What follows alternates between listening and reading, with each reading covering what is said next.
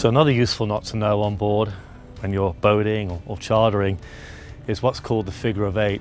And this is a knot that really, at least some of the crew should know how to do. Reason being, if you're pulling in alongside a dock and you need to tie up to a cleat, it's a great knot to get on quickly and help secure the boat. So we'll pretend that this line is going off somewhere to the dock, and we want to put a figure of 8 around our cleat here. So give yourself plenty of line, plenty of rope, and literally do a figure of 8.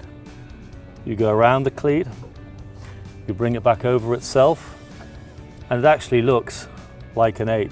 To secure it and make sure that it's not going to release, you twist and put one more turn on it.